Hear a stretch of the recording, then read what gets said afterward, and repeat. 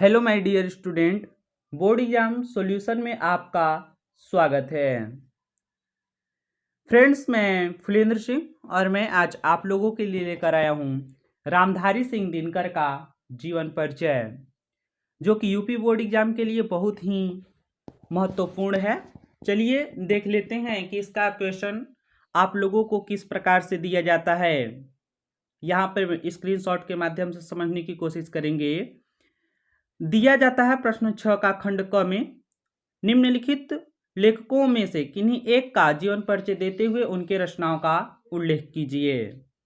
जो यह प्रश्न रहता है वह आप लोगों के लिए 5 नंबर का निर्धारित है, यानी कि इस प्रश्न को करने के लिए आप लोगों को 5 नंबर दिया जाता है, जिसमें 3 नंबर जीवन परिचय के लिए और 2 नंबर उनके कृतियों तथा रचनाओं का उल्लेख करने के लिए दिया जाता है। देखने से पहले यदि आपने हमारे YouTube channel board exam solution को अभी तक सब्सक्राइब नहीं किया है तो सब्सक्राइब के लाल बटन को दबाकर सब्सक्राइब कर लीजिए और बेल आइकन दबाना ना भूलिए, ताकि हमारे सारे वीडियो का नोटिफिकेशन आप तक आसानी से पहुंच सके। तो दोस्तों चलिए देख लेते हैं इनका जीवन परिचय। दोस्तों, ये जीवन परिचय मैंने अपने भाषा में बहुत ही सटीक और सरल तरीके से लिखा है। आप इसे रोक रोक के एक नोट्स में भी लिख सकते हैं। रामधारी सिंह दिनकर का जन्म 1908 ईस्वी में बिहार राज्य के मुंगेर जिले के सिमरिया नामक गांव में हुआ था। इनके पिता का नाम रवि सिंह तथा माता का नाम मनरूप देवी था।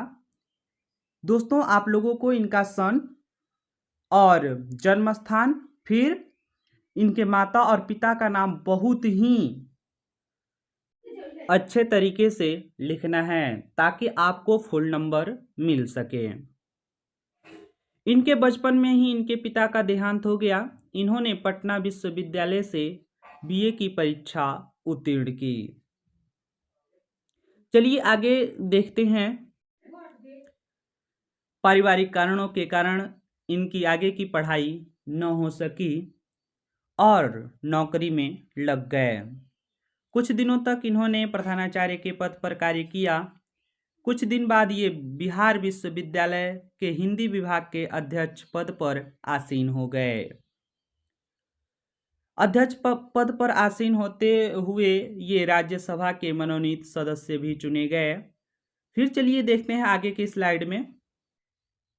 इसके बाद ये भागलपुर विश्वविद्यालय के कुलपति भी रहे। कुलपति रहते हुए ये बाद में भारत सरकार के गृह विभाग में हिंदी सलाहकार और आकाशवाणी के निदेशक के रूप में कार्य किया। इनकी काव्य रचना उर्वशी के लिए इनको भारत सरकार ने भारतीय ज्ञानपीठ पुरस्कार से सम्मानित किया।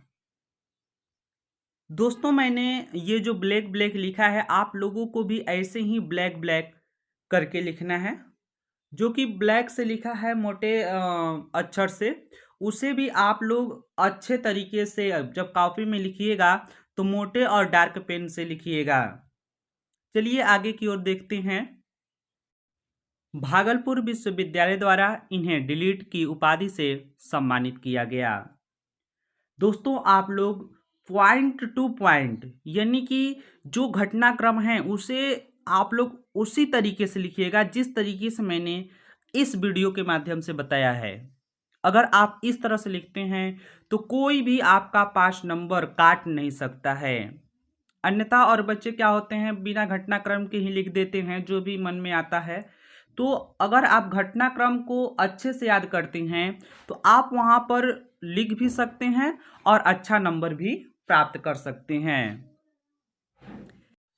इन्हें पद्म भूषण से भी सम्मानित किया गया और सन 1974 ईस्वी में इनकी मृत्यु हो गई और इस सांसारिक मोहमाया का त्याग कर दिया।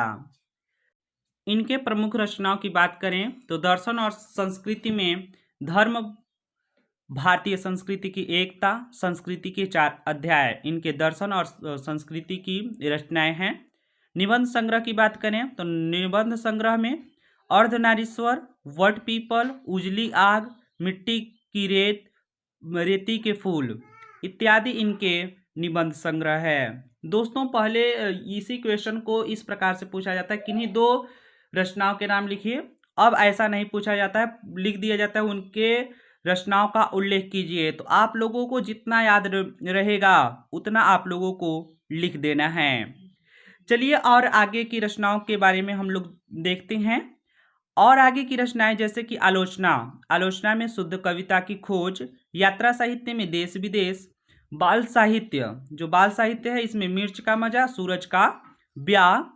और अगर काव्य की बात करें तो रेणुका, हुंकार, रसवंती, कुरुक्षेत्र, प्रणभंग, उर्वशी, रश्मिरथी और परशुराम की प्रतिज्ञा आदि इनकी प्रमुख रचनाएं हैं। दोस्तों अगर आप लोग इतना लिख देते हैं, अगर कोई भी एग्जामिनर आपके कॉपी को देखता है तो वो बहुत ही खुश होगा, जिससे आपको बहुत ही अच्छा नंबर मिल सकता है।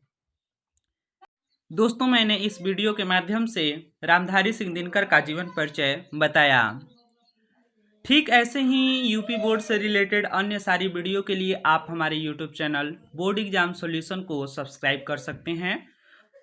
और यदि अभी तक आपने इस वीडियो को लाइक नहीं किया है तो लाइक जरूर कर दीजिए और एक अच्छा सा कमेंट जरूर लिख दीजिए। धन्यवाद, मिलते हैं अगले वीडियो में, तब तक के लिए जय हिंद।